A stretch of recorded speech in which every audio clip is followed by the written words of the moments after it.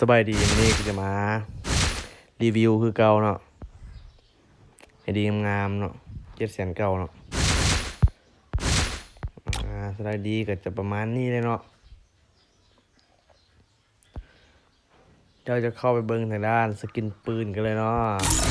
สำหรับสกินปืนก็จะมี M4 ตัวนี้เนาะงามเลยเนาะแล้วก็จะมีฟาร์มาตัวนี้เนาะรักๆเนาะจะรีวิวคร่าวๆให้เบิ่งเนาะว่ามันจะมีอย่างแน่จะมีปืนลั่น2ตัวนี้เนาะแล้วก็ UMP เนาะแล้วก็รักๆก็จะมีประมาณนี้เนาะนี่เลยพิเศษ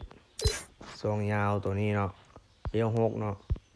แล้วก็ทีเด็ด2ม่วงรับ2ม่วงแล้วเนาะต่อไปจะเป็นมัดเนาะมัดตัวนี้เนาะแล้วก็เป็นด้านสกินปืนประมาณนี้เนาะทางด้านสุดก็จะมีประมาณนี้เลยเนาะงามๆเนาะสำหรับคนที่จะต้องการเอาไปปั้นต่อเนาะถ้าไปที่ต้องการที่จะเอาไปปั้นต่อก็ตัวนี้เลยแนะนำ700,000เนาะงามๆเลยเนาะ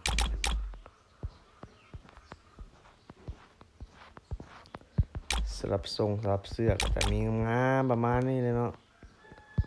สำหรับใครที่สนใจเอาไปปั้นต่อหรือว่าซื้อไปเล่นก็สามารถจับจองได้เป็นเจ้าของได้เนาะนี่เลยเนาะสุดงามประมาณนี้เลยเนาะกระเป๋าเนาะแล้วก็สกายวิงตัวนี้เนาะงามเลย